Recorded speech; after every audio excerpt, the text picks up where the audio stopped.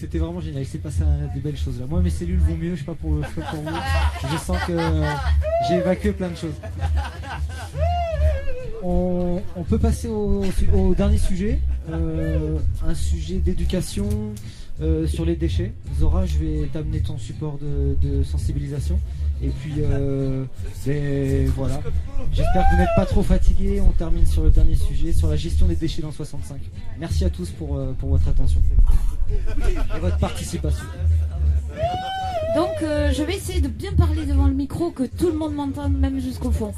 Et en fait, nos déchets, vous les avez vus, ils finissent, le problème, voilà, ils finissent là, quand ils ont été mal enterrés, mal enfouis. On a mal choisi, on n'a pas mis des conditions qu'il fallait, parce qu'on ne savait pas, hein, et puis parce qu'on n'avait pas envie, hein, jusque dans les années 70. Il a fallu attendre 1992, je crois, où une loi est passée, là où il fallait quand même enterrer dans certaines conditions. C'est-à-dire on fait des casiers, on fait des grands trous, et puis on met des grosses bâches, et puis on enterre nos déchets là-dedans. Alors qu'est-ce qu'on fait? On continue à les enterrer ou on les réduit? Parce que l'intéressant, parce que nos déchets, voilà, tout ce que vous produisez, tout ce que l'homme produit finit, il faut qu'il finisse dans une poubelle. Mais laquelle?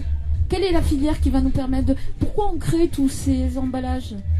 Alors, toute société qui crée quelque chose doit être à même de savoir comment il va s'en débarrasser normalement. Eh bien non, on a laissé les industriels faire ce qu'ils voulaient. Et puis du coup, maintenant on a plein de déchets. Et ça n'arrête pas de monter depuis 40 ans. Et alors voilà, je voulais vous montrer, parce que vous avez tous chez vous une poubelle où vous mettez vos ordures ménagères et une poubelle où vous mettez le tri. Alors certains ont une poubelle bleue pour le papier parce qu'ils sont déjà séparés. Et bien là, il n'y a plus besoin de le trier. Donc du coup, ça coûte moins cher d'avoir plusieurs poubelles. Mais en fait, ça coûte très cher à la collectivité. Donc vous avez au moins une poubelle jaune. Alors si quelqu'un peut le tenir un peu en haut, comme ça les gens qui seront derrière, ils pourront voir. Alors vous avez... D'abord... où vont nos déchets? Ouais, j'ai dit, bon, ils sont collectés séparément, effectivement. Vous avez une poubelle qui va au tri, et vous avez une poubelle donc qui va aux ordures ménagères. Après, vous créez d'autres déchets, hein. Vous en créez en déchetterie, vous allez jeter du verre dans les colonnes, il faut le compter ça aussi. Mais c'est dans le coût, en tous les cas. Alors, dans les Hautes-Pyrénées, c'est 100 000 tonnes de déchets par an. C'est énorme. Mais bon, vu ce qu'il y a justement... à Bordes, et puis Bordes, et en plus il leur manque pas beaucoup, hein, entre 5 et 8 millions maximum, hein. Ils viennent de dépenser 80 millions d'euros pour faire des applications pour alerter s'il y a quelqu'un de suspect, par exemple, qui a des bombes dans son sac, comme le mien qui est posé là-bas. J'espère qu'il n'y a pas une bombe.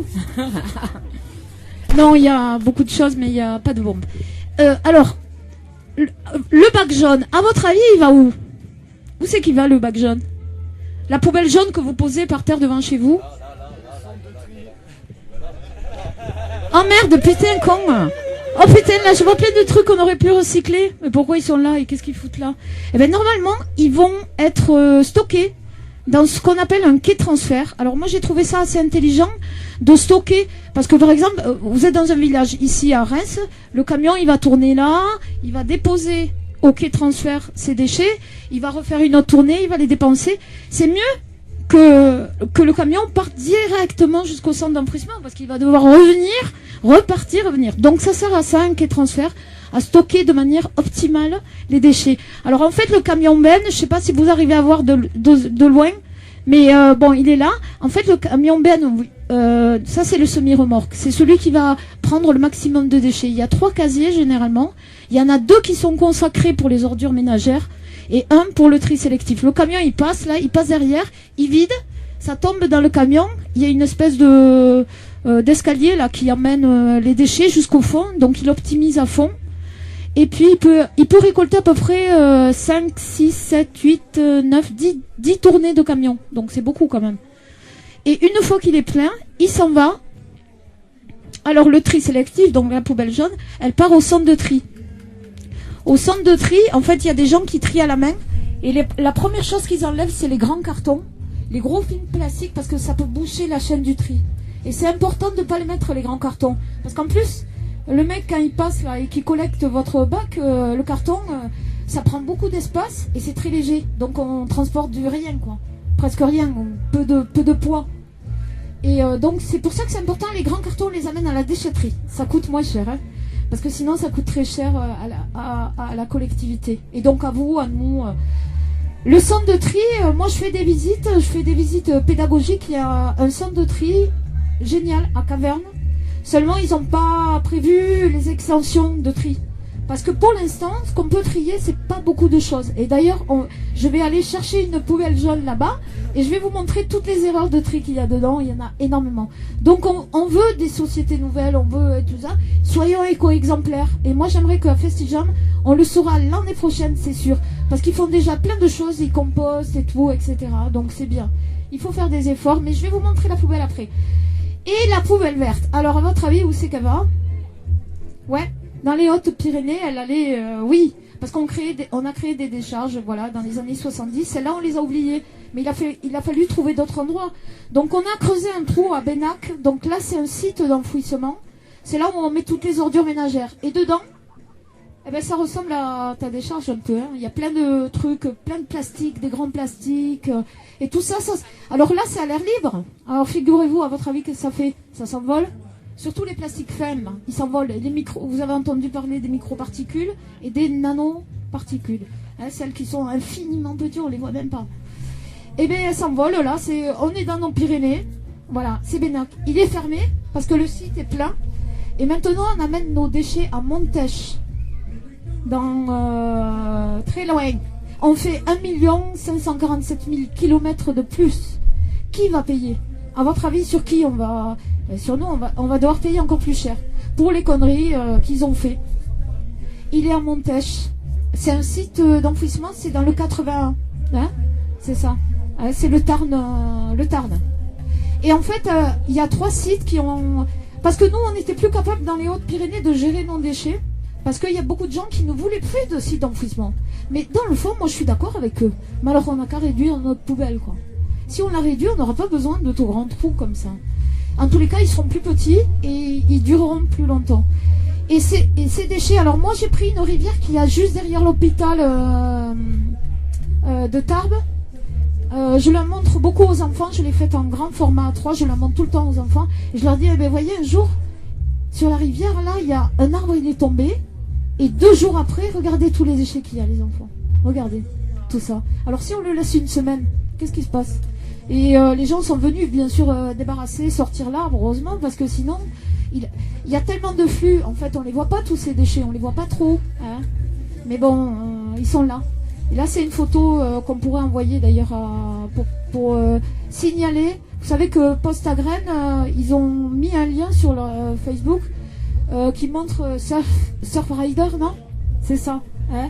Il est bien ce site. Vous pouvez géolocaliser. Par exemple, vous prenez la photo d'une rivière qui est polluée, vous en rencontrez une, vous savez pas quoi faire, ben vous la géolocalisez sur leur site. Ils ont une carte, vous rentrez dedans, vous choisissez l'endroit, c'est super. Parce que le problème, c'est ça. Et c'est vrai que ces animaux-là, les tortues, moi, ce que je dis aux enfants, vous savez, les tortues, ils adorent les méduses. Vous aimez le chocolat, les bonbons, tout ça. Ben, eux, ils adorent les méduses. Et là, qu'est-ce qui se passe alors? C'est marqué en anglais. Il y a marqué You see the difference, a turtle does not. Et ils comprennent de suite, les enfants, que là il y a une méduse et là il y a une poche en plastique qui ressemble à la méduse. Et je leur dis voilà, c'est pour ça, voyez, après elles mangent, et elles ont l'impression qu'elles ont mangé, et après elles sont très malades, et alors il y a des vétérinaires qui viennent les soigner et tout. Pour les tout petits, il faut leur dire ça, parce qu'il ne faut pas les affoler non plus, les traumatiser. Mais les plus grands, ils comprennent. Je leur dis, ben, elles s'étouffent. Après, ben ouais, elles s'étouffent. Elles s'étouffent, elles ont l'impression d'avoir mangé. Terrible, ça. Mais quand on voit ça, c'est vrai, c'est des images chocs. C'est comme les images chocs qu'ils nous mettent sur les paquets de tabac. Mais nous aussi, on va leur en donner des images chocs. Bande de connards. Oui. Ouais, il faut calmer sa colère. Il a dit, tu l'as dit tout à l'heure, Sébastien, t'as dit, il faut ouvrir son cœur. C'est de l'amour qu'il faut donner. Il faut faire les choses avec amour, c'est vrai. Je me rattrape. Et en fait, on produit environ... moi, je pense qu'on produit exactement 600 kilos minimum de déchets par an, par habitant.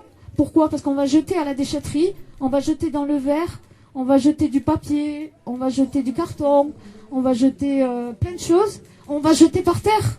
Là, il y a des trucs par terre. On a ramassé ce matin avec un jeune. On a fait également le retri. Parce que alors vous triez très très mal. C'est pas bien. Alors pensez maintenant on va montrer la poubelle jaune peut-être. Est-ce que vous voulez peut-être vous avez une question. Est-ce qu'on regarde la poubelle jaune et on regarde ce qu'il faut mettre dedans et ce qu'il faut plus mettre dedans, hein? Et parce que en fait on peut parler avant peut-être Fabien, parce que Fabien il tenait beaucoup à ce qu'on parle des gestes de réduction de déchets, parce qu'en fait l'enjeu aujourd'hui c'est de les réduire ces déchets, et même la poubelle jaune de la réduire, mais de réduire toutes les poubelles pour qu'on ait plus ça. De toute façon, ça, c'est vraiment horrible, quoi, à Bordeaux. Ils jetaient tout par... à un moment donné, ils jetaient tout par les fenêtres, dans les forêts, tout ça. C'était pas réglementé. Il a fallu attendre 75 pour que ce soit réglementé. Et encore en 75, ils faisaient pas des super trucs. Donc depuis 92, vraiment, on est obligé... Ah, super, vous avez amené une poubelle jaune. Bon, là, il n'y a pas trop d'erreurs de tri dans celle-ci. Mais il y en a quand même. Une cuillère en bois, c'est pas dans les consignes de tri. Ça, c'est du bois, ça peut se composter. À la limite, s'il y avait eu un composteur, on aurait pu la mettre dans le composteur. Ah oui, j'ai oublié mon gant, mais j'avais un gant. Ça, c'est des assiettes en carton. Alors ça va, c'est du carton. Ça va passer au centre de tri. Ça aussi, le carton, mais ça, non, ça va aux ordures ménagères. Et puis, ce que j'ai vu beaucoup, c'est des barquettes. Alors, on aimerait bien qu'un jour, notre centre de tri puisse les recycler, mais pour l'instant, il n'y a que les flacons. Quand vous avez un plastique dans la main, posez-vous la question, est-ce que c'est un flacon? Est-ce que c'est une bouteille? Est-ce que c'est un bouchon? Si c'est un bouchon, c'est une bouteille. Les industriels, ils aiment ça parce que c'est un plastique qui est lourd.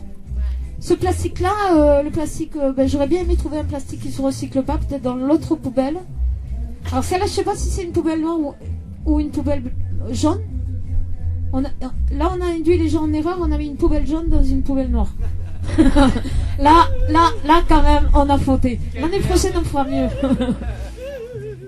Voilà, mais peut-être dans cette poubelle, je vais en trouver de ces plastiques qui actuellement... Normalement, on aurait dû les obliger. C'est les politiques qui auraient dû obliger. Ils auraient dit non, nous, on veut un centre de tri qui recycle tous les plastiques. Ouais, mais ça va coûter tant. Oui, mais bon, voilà, avec l'application, là, 80 millions d'euros qu'ils nous ont mis, là, franchement, pour rien, quoi. On aurait pu mettre l'argent, on aurait pu donner de l'argent à Bordeaux, agrandir quelques centres de tri en France. Alors voilà, ces plastiques-là, donc on ne les recycle pas. On les met aux ordures ménagères pour l'instant. Voilà. Alors je sais pas, parce que vous êtes peut-être sur des territoires où il y a des extensions de tri. S'il y a marqué extension de tri, vous pouvez mettre les barquettes. Eh ouais, mais nous, ça va venir un jour, mais quand ils vont l'agrandir, le centre de tri. Les verres en plastique non plus, nous, on peut pas. En même temps, on ne devrait pas encourager aux gens d'acheter ça, parce que ça produit beaucoup de déchets. Ça, par quoi on peut le remplacer? Ouais, les coca-cups. Et les coca-cups, de toute façon, Festivjam, ils ont tout de suite adhéré. Il y a un moment qu'ils ont des éco-cups. Ça, donc, qu'est-ce qu'on aurait pu prendre comme alternative? Justement, nos propres couverts, des couverts. Alternativa, il y a des... Alternativa, oui, pardon. Je pensais à Alternativa parce qu'ils ont proposé plein d'alternatives, justement. Et ça, c'est intéressant. Et il y avait beaucoup de stands de prévention de déchets. Parce qu'en fait, aujourd'hui, on a beau expliquer aux gens comment trier, bien trier. Ce qui est important, l'enjeu aujourd'hui, c'est de réduire nos déchets. De les réutiliser au maximum. Au maximum. Et surtout de les recycler. Bon, de toute façon, il faut recycler ce qui existe déjà. Mais effectivement, si on laisse faire des industriels nous pondre à chaque fois des nouveaux plastiques, c'est chiant, quoi. Vous savez, il y en a des milliers des plastiques, avec des compositions chimiques complètement différentes. Et les industriels, ils ne veulent pas de ces plastiques. C'est trop léger. Les plastiques fins, comme ça aussi. Parce que, imaginez, remplissez un camion benne avec un plastique comme ça. Pensez que ça va faire une tonne. Alors oui, ils voient l'intérêt, hein, toujours. Hein. Donc c'est normal, pour faire bien l'entreprise, ils ont besoin de faire un peu d'intérêt. Il y en a qui en font beaucoup et qui pourraient payer quand même un petit peu plus. Turbomeca par exemple. Hein. Et voilà. Alors les gestes de réduction, à votre avis, quels sont les autres gestes de réduction qu'on peut avoir? Il y a la réutilisation, donc il y a les éco-cups, les couverts. Il y a quoi? Comment on pourrait... Passer au vrac au lieu de tout acheter sur-emballé. Ouais. Passer au vrac, on éviterait énormément de déchets.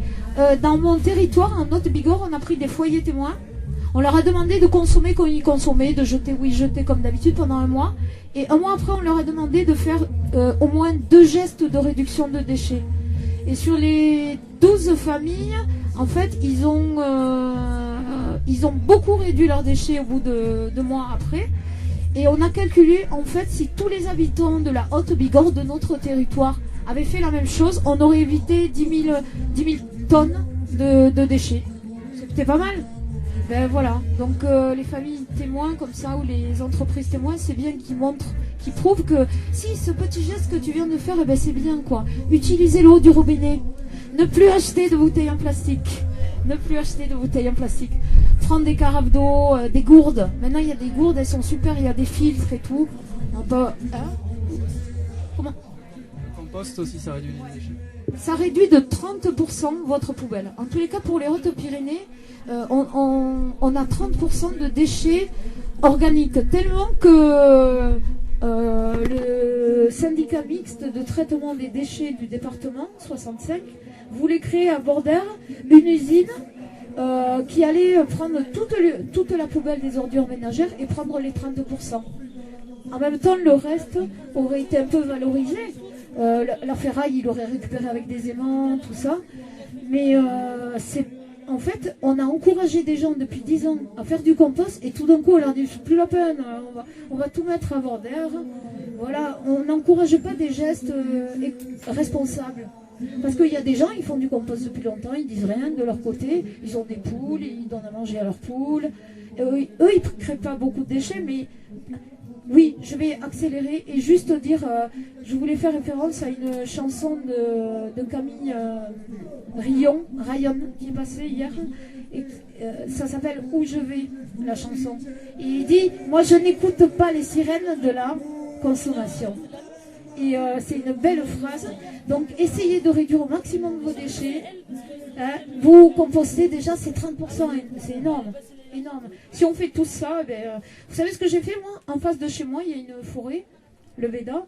J'ai été faire un trou il y a 2 ans et je mets tout mon compost là. J'ai pas de composteur collectif, on est dans un immeuble, je peux pas composter, j'ai pas de terre. Je l'ai fait en face dans le trou. C'est un terreau magnifique depuis 2 ans. Il pousse plein de choses et après je change de trou. Voilà, mais je sais ce que j'y mets moi dedans. Donc ça c'est mon compost. Voilà. En tous les cas, merci beaucoup. Je ne vous ai pas trop parlé des consignes de tri, mais vous voyez, mettez tous les cartons, les papiers, c'est bon. Hein, qu'ils soient un peu souillés ou pas, ça passera au centre de tri. Et puis surtout, ne jetez rien par terre. Parce que si vous jetez par terre, ça finit dans les ruisseaux, dans les rivières, dans les océans. Et là, actuellement, on le sait, hein, il y a des nanoparticules là ou des nanoparticules partout. Donc moi, je vous encourage aussi à aider des assos comme Poste à Graines, parce qu'avec eux, on peut trouver des solutions, parce qu'ils mènent des actions, mais en même temps, il y a des expos, des animations. Les enfants peuvent être gérés, accueillis. Ils sont très responsables. Il faut que chacun de nous soit responsable. Voilà. Face à ces déchets. Donc quand vous achetez, faites attention à ce que vous achetez, parce qu'il va falloir le jeter. Merci. Et je veux juste dire, la carte dont tu as parlé, c'est l'URAMAP, U-R-A-M-A-P. Si vous tombez sur une rivière qui est crade, prenez une photo, essayez de le poster dessus. Il y a des juristes derrière qui font le taf pour faire nettoyer par la commune. Dans le Pays Basque, ça a été lancé il y a 2 mois. Il y a déjà 5 sites qui ont été dépollués, donc c'est assez efficace. Et pour la réduction des déchets, expérience personnelle, arrêtez totalement d'aller dans une grande surface. Ça aide énormément. C'est le temple du plastique là-dedans, donc n'y allez plus.